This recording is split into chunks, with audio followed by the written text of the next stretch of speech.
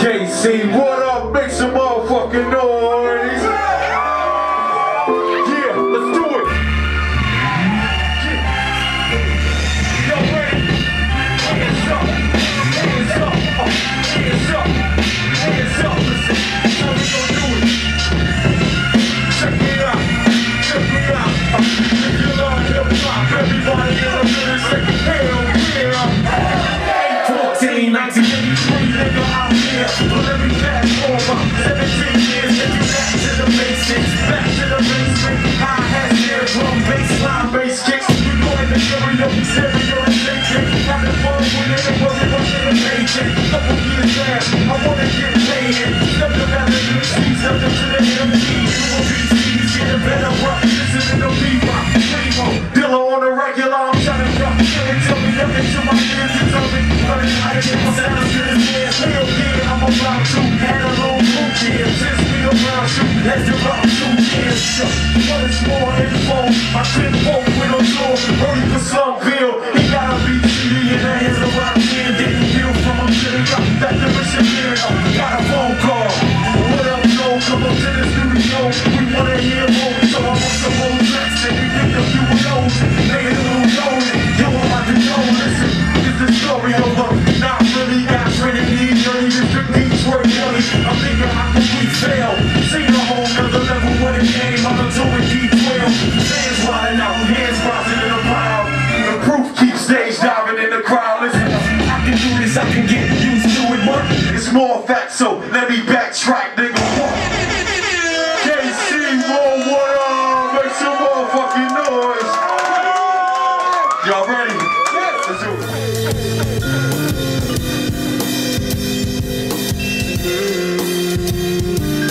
This is the Baroness with Guerrilla Journalism, and we're here at the Record Bar with Black Milk. What up, people? What's good? How has your producing evolved? Like, what did you start using to create your beats, and like, how have you evolved from like your heavy sampling to more the mixture of like instrumentation that you have in this last album? Well, where do you see it going? You want to talk about like the very beginning? I was on like the fucking Casio keyboard, karaoke machine.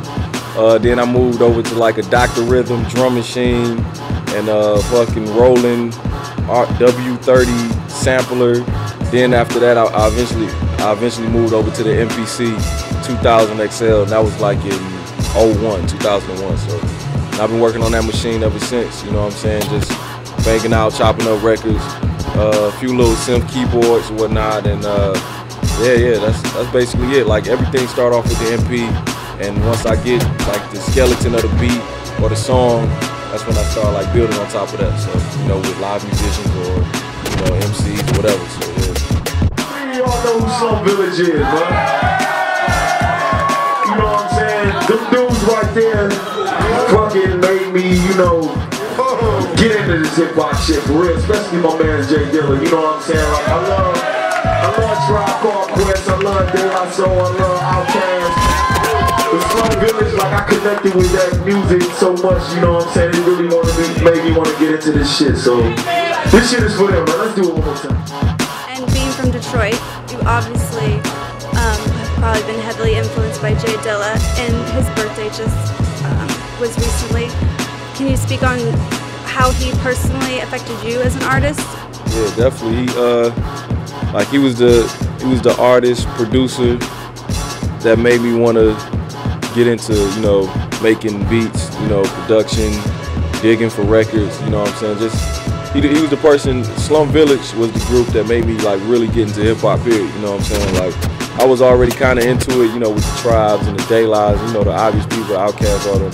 But like Slum, I connected with Slum Village music and Jay Dilla's beats like on a whole nother level, and it just made me want to get into it. Like, man, this shit is crazy. It's a whole different vibe, and I didn't even know they was from Detroit at first. My cousins used to play them all the time, so when I found out they was from the D, that made it even better. So you know what I'm saying? Yeah. So he had a big influence on my music, and even though like I'm establishing my own sound today, right now, you know what I'm saying, but still can hear that a little bit of Dilla in the music, that Detroit bounce, that Detroit soul. So yeah, man, you know, RPJ Dilla, and we're gonna keep doing our thing. All the artists that's coming out of Detroit right now that's doing their thing and producing good music. Just keep holding that torch for Dilla and Big Proof. So, yeah. Detroit's like where it's at right now for underground hip hop. You guys, you know, you got the game. Yeah, like I say, like most of the time, the music is the easy part for us. Now it's all about just getting more exposure, you know, and getting our music to more people, you know, in the world. So that's what we're working on right now. But yeah, the music is the easy part. We're gonna keep bringing, you know, dope hip hop shit and just dropping timeless joints. So, yeah. Yeah, when the beats bang, the danger is own nature, like the low hanging and good finger. Hold it on, I'm telling you, dog, it's danger, like incredible anger. So you as an artist, you know, you have your producer side and you have, you know, you're an MC. Like eventually, like when you look at your career and what you would hope it to be, do you eventually just want to like straight produce, or do you always want to kind of do a mixture of both? I'll always do a mixture of both, you know what I'm saying? Mainly producing, you know, just creating the music, you know what I'm saying? Beats, you know, just production in general. That's my first love. So I'm always be doing the music side of it, the production side of it, and when I feel like rhyming, getting on the mic, you know what I'm saying? I do that too. So you know, that's kind of like second nature. Me spitting lyrics or whatever, and dropping bars or whatever. So I can just do that whenever. But the actual like hard part, the production part, that's always on me. So I'm old, 70, 80 years old. I'm always on the MP or whatever. With around musicians, yeah, everything, yeah. You were filming your Losing You video. You were twittering like how cold you were and about how you thought it was going to turn out and look like mid-90s and you weren't sure how you were going to feel about that. How did you end up like feeling with the outcome of the video? So like that's probably my best video out of all, you know, I don't care about videos. That's my best video yet, you know what I'm saying? It was just me in real life, I guess you could say, because usually we do like green screens and a lot of graphics and effects and stuff like that, but this time it was just me and Royce, you know, just outside in the D in the cold, you know what I'm saying, letting people catch the real like vibe of the city or whatever. And yeah, it was dope. It was dope. Dirty, just like the track, and yeah, I love it. I love that track, and I love the video too. Shout out to Anthony Garth who shot the video. It was cold as hell that day. And it was real snow. Yeah, real snow coming out the top of the warehouse because there was no like roof. There was homeless people in the back. It was crazy. It came out dope, yeah. All right, that's what's up. So what are your feelings on Twitter? Like, are you starting to use it that much? I mean, I use it when I use it, but yeah, it's dope, man. It let people, you know what I'm saying, be a part of your day-to-day, you know, life and see what you're doing. Let them in to see what you're doing and whatever you into at that moment in time. So yeah, it's dope, man. So I got about like close to 3,000 people, if not 3,000 people following me. So yeah, it's dope. I like Twitter. It's easier than MySpace too, and Facebook too.